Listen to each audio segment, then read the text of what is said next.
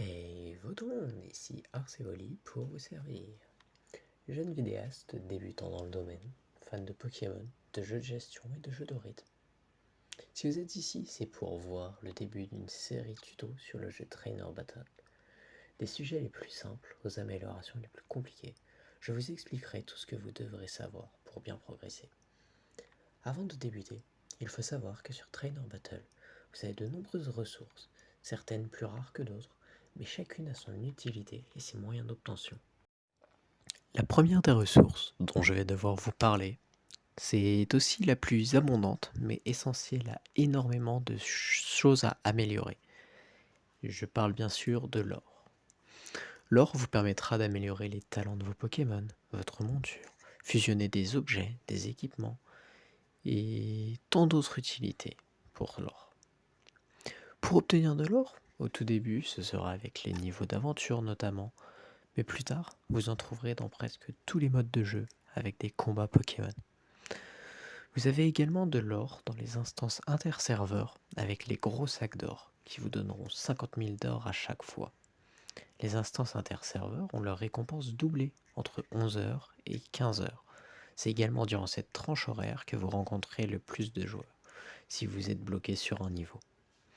La dernière méthode pour obtenir de l'or, également celle qui en donne le plus, c'est la collection de cristaux, qui se reset tous les jours.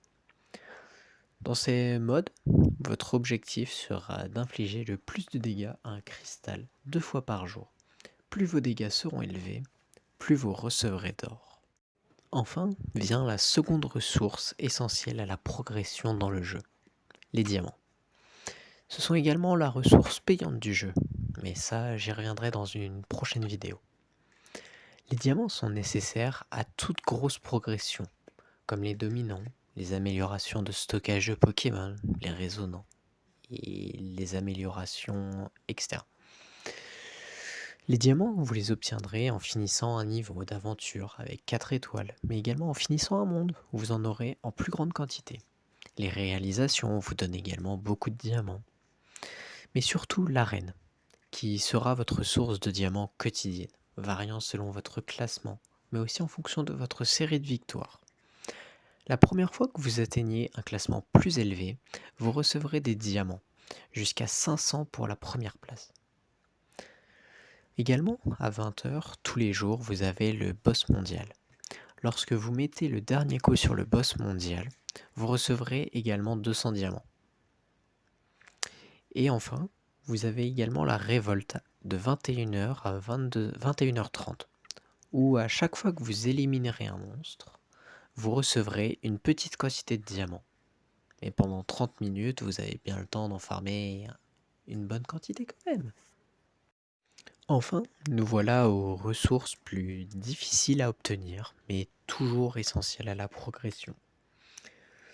La première, ce sont les éclats généraux, qui vous permettront de fusionner pour ces éclats pour obtenir un Pokémon légendaire.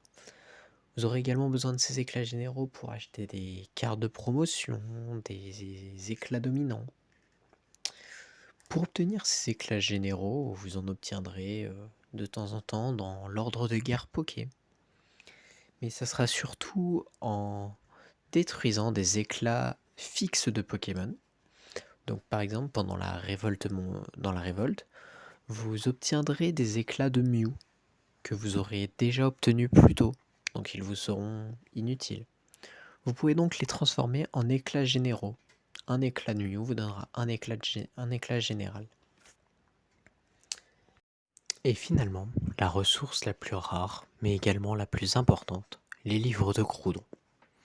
Ces livres de Groudon, vous pourrez les échanger lors des échanges miracles contre des éclats de Pokémon, des éclats dominants, résonnants, des objets pour vos Pokémon, des coffres d'équipement, des cartes de promotion ou encore des talents. Pour obtenir ces livres de Groudon, vous devrez soit patienter pour un événement qui puisse vous en donner. Pour retrouver ces événements, vous avez la page Facebook du jeu. Les livres de Groudon, vous pouvez également en obtenir mensuellement dans l'ordre de guerre Poké, au palier 50 et 100. Au palier 50, pour la partie gratuite, vous obtenez 50 livres, tandis que la partie payante vous en donne 200. Au palier 100, vous obtenez 2 cadres, des cadres que vous pouvez échanger contre des livres.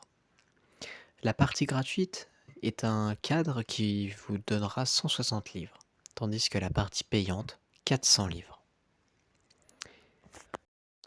Et voilà, la vidéo touche à sa fin. J'espère que vous aurez compris comment obtenir les ressources essentielles à votre progression dans le jeu Trainer Battle. Si vous avez toute autre question, n'hésitez pas à la poser en commentaire. N'hésitez pas à vous abonner et à liker la vidéo.